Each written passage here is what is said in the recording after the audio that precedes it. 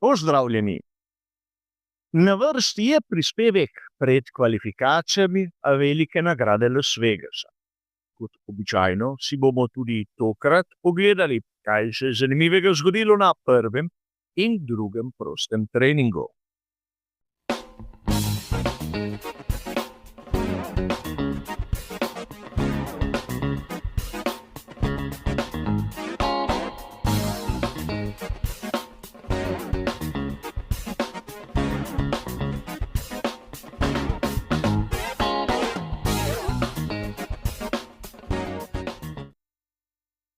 Tudi tokrat bomo, kot običajno, našo pozornost najprej usmerili k tehničnim novostim ter zanimivostim. Nato, v nadaljevanju bomo skupaj skušali razumeti tisto pravo razmerje sil pred prihajajočimi kvalifikacijami. A začnimo s tistim, kar je novega. In na prvi pogled bi lahko dejali bore malo. Ampak vseeno, najprej je treba poudariti neko dejstvo.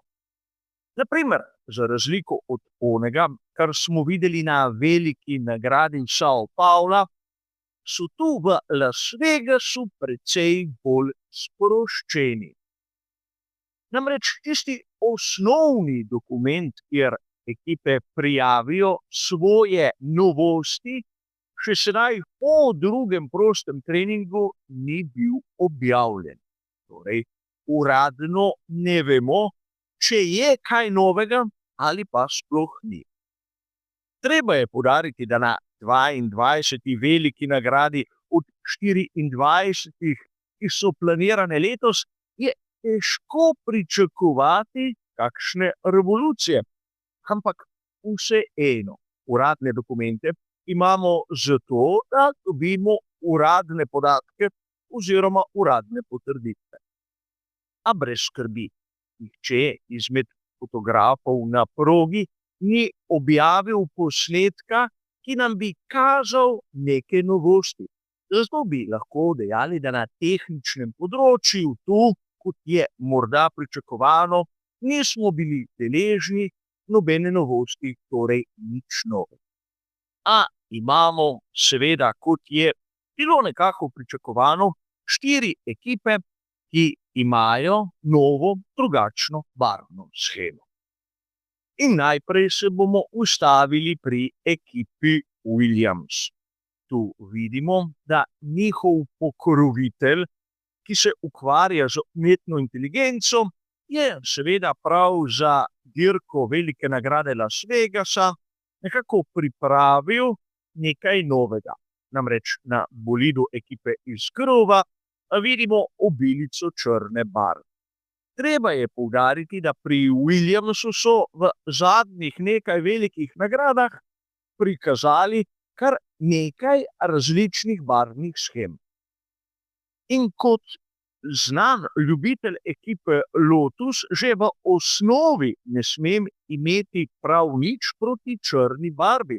Ampak črn bolid na nočni dirki se mi ne zdi kaj preveč viden, a gre za moj osebni okus.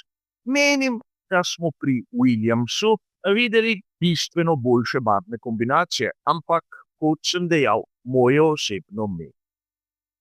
Nato imamo pri ekipi Sauber tisti zadnji krog, kot so ga imenovali, pri pokrovitelju Steg. Seveda, v naslednji sezoni bomo videli, da se bo ekipa preimenovala v Audi in glavni pokrovitelj bo odšel. Zato so si privoščili na zadnjih velikih nagradah neko slovesno barvno shemo. In tu bi lahko poudarili nekaj, da je zanimivo, kako se slovo napoveduje v Las Vegasu in ne, naprimer, na zadnjih 2 dirkah, ki bosta na arabskem polu. Torej, lahko bi dejali, da finale samega prvenstva ne bo toliko pomemben kot naprimer velika nagrada Las Vegasa. Vsaj v to nas morda celo želijo prepričati. A menim, da najlepša barvna shema, ki smo jo bili deležni tu na veliki nagradi Las Vegasa, je tista, ki so jo pripravili pri ekipi Racing Bulls. Njihov pokrovitelj, Kešep, je nekako prišel na domislico uporabljati neke vrste holograma. In treba je povedati, da barvna shema ekipe Racing Bulls je bila že od začetka sezone tista najbolj domiselna, tista, ki je najbolj izstopala. Sedaj v nočnih razmerah tudi s tem dodatkom vidimo v bistvu nekaj več. Naprimer, za razliko od onega, kar so pripravili pri Williamsu. In treba je povedati, da pri ekipi Alpine se je zopet pojavila rožnata barva in verjetno pri raznih, imenujmo jih, poznavalcih, komentatorjih, bomo zopet slišali tisto primerjavo z rožnatim panterjem, ki je po mojem mnenju popolnoma neustrezna. Namreč ni nam jasno, ali je bil to Racing Point oziroma Aston Martin ali pa sedaj Alpine. A pustimo seveda to pri kraju. Nekateri dajejo vzdevke samo zato, da oni izpadejo bolj zanimivi, kar v resnici mnogokrat ni res. A razumeli ste, da tokrat v Las Vegasu velikih novosti ni bilo. Zato je bolje, da si ogledamo vse tisto, kar smo videli na prvem in drugem prostem terenu. Najprej je treba dejati, da so temperature v Las Vegasu izjemno nizke. Videli smo, na primer, da je bila temperatura asfalta tam okrog 18 stopinj Celzija, kar je seveda pod tistim povprečjem. A to ni tako važno. Na prvem prostem treningu, ki ni pravi pokazatelj, smo videli najboljši čas Charlesa Leclerca. Ampak, če primerjamo lanski in letošnji prvi prosti trening, bomo opazili, da je razlika približno 0,2. Torej, letos so bili 0,2 hitrejši kot lani. In to je v okviru pričakovanega. Ampak zakaj prvi prosti trening tu ni pravi pokazatelj razmerja moči? Dovolj je pogledati, kdo je na drugem in tretjem mestu same razpredelnice. Takoj nam bo jasno, da če so tisti, ki jih običajno gledamo v ozadju, tako pri vrhu, dobesedno vsi niso šli na polno. Nekateri so imeli celo drugačne programe in treba je povedati, da zaradi nizkih temperatur asfalta smo videli tako imenovano zrnjenje ali graining. Ko je voznik malce pregrob na stopalki za plin, ko želi dobesedno hitro ogreti pnevmatike, se sama oblika asfaltne površine vtisne v pnevmatiko in nato, ko voznik zdrsne na samem ovinku, se tisti robovi posnamejo. In mi, ko seveda pride na samo ravnino, vidimo na tekalni površini tiste značilne proge, kot da bi pnevmatiko počesali z nekim ogromnim razbeljenim glavnikom. Težava, ki je tu v Las Vegasu znana. Zato bi bilo bolje pogledati, kaj nam je pokazal drugi prosti trening. In zopet bi lahko dejali, bore malo. Res na prvem mestu Lando Norris, kar je svojevrstno presenečenje. Namreč nihče izmed nas ni pričakoval, da bo McLaren med favoriti, bodimo iskreni. Ampak primerjava časov med lanskim drugim prostim treningom in letošnjim nam zopet kaže tisto razliko približno 0,2. Ampak na drugem mestu Andrea Kimi Antonelli, na tretjem Charles Leclerc. Treba je povedati, da Charles Leclerc je imel tehnične težave s svojim Ferrarijem. Menjalnik se je pokvaril. Ampak brez skrbi. Na prvem in drugem prostem treningu ekipe tako ali drugače rabijo star material, torej pogonski sklop z bistveno več kilometri in prav tako izrabljen menjalnik. Tisti, ki je namenjen dirki, pride šele na vrsto. Torej, menjali bi ga tako ali drugače pri Ferrariju Charlesa Leclerca, zato dvomim, da bomo videli kakšna kazenska mesta pri tem vozniku zaradi menjave menjalnika. A treba je povedati še nekaj drugega. Namreč zopet smo bili priča, da na progi v Las Vegasu imajo težave s samimi jaški. Verjetno se vsi mi spomnimo, kaj se je zgodilo niti ne toliko nazaj. V sezoni 2023, ko je Carlos Sainz mlajši imel težave, seveda, ko je povozil iztrgan jašek. Razumljivo je, da na samem začetku organizatorji niso preveč vešči, da rabijo izkušnje in da se take zadeve dogajajo. Ampak, ko si enkrat napravil izjemno slab vtis pred svetovno javnostjo, naslednjič verjetno boš malce bolj pozoren.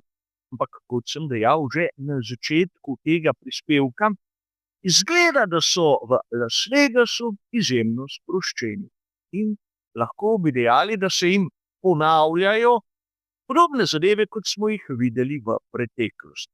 Upam, da ko bo šlo zares, ne bomo deležni takšnega debakla.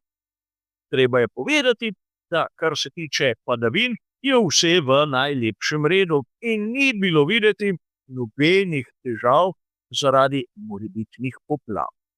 Ampak verjetno marsikoga zanima, sedaj, kaj bi lahko dejali glede samega razmerja sil v luči kvalifikacij. Ne smemo se tu preveč slepiti, nimamo praktično dovolj podatkov. Rdeče zastave so prekinile hitre poizkuse marsikaterega protagonista. Ampak po mojem skromnem videnju bo tu tovarniška ekipa Mercedes imela določeno prednost. Ne zaradi nizkih temperatur, ampak zaradi tega, ker je proga v Las Vegasu po karakteristikah podobna tistim, ki smo jo seveda gledali na veliki nagradi Kanade, torej progi posvečeni Gillesu Villeneuvu, in zaradi tega menim, da tudi na kvalifikacijah bomo videli oba Mercedesa lahko malce bolj spredaj kot ponavadi. Andrea Kimi Antonelli je že nakazal v pravo smer. Charles Leclerc svojo agresivno vožnjo zna na en krog narediti razliko. Pokazal je na prvem in drugem prostem treningu. Na dirki bo lahko morda zgodba drugačna, ampak o tem se bomo pogovarjali na zadnjem briefingu. Govori se, da Lewis Hamilton je tudi zadovoljen z tistim, kar je občutil na prostih treningih, ampak da mu ni uspelo napraviti enega pravega hitrega kroga. Ampak vseeno videli smo v letošnji sezoni, da je bil v povprečju Charles Leclerc boljši. Kaj bi lahko dejali o obeh McLarenih? Seveda, omenil sem že, da Lando Norris tam spredaj je rahlo presenečenje, ampak po drugi strani tudi Oscar Piastri, tako v ozadju ni tisti pravi. In prav od Piastrija pričakujemo seveda največ. Mislim, da bomo tu spremljali dokaj izenačene kvalifikacije, kjer ne moremo postaviti takoj nekega favorita. Pri mnogih drugih kvalifikacijah smo lahko mirne duše zatrdili, da je velika verjetnost, da bomo videli oba McLarena v prvi štartni vrsti. Tu verjetno bomo videli McLarene spredaj, ampak mogoče v prvi, mogoče v drugi vrsti in mogoče samo enega. Namreč, kot običajno, ne smemo izpustiti Maxa Verstappena. Lani tu, čeprav je postal svetovni prvak, ni pokazal vsega svojega talenta. Leto prej je zmagal in sedaj, ko je sproščen, mislim, da bo šel na polno. Torej, zna presenetiti marsikoga tudi on. Torej, lahko bi dejali, da vidimo iz tistega, kar so pokazali na teh okrnjenih prostih treningih, da bo Mercedes z obema bolidoma eden izmed glavnih kandidatov, McLaren seveda tam zdraven in predvsem Ferrari s Charlesom Leclercem v boju za prvo štartno vrsto, kjer je lahko presenečenje Max Verstappen. A videli bomo, kaj se bo v resnici zgodilo. Namreč, kot sem dejal, podatki, ki izhajajo iz drugega prostega treninga, so enostavno preveč skupaj. A za danes, kot ste razumeli, bo to vse. Hvala za vašo pozornost in nasvidenje.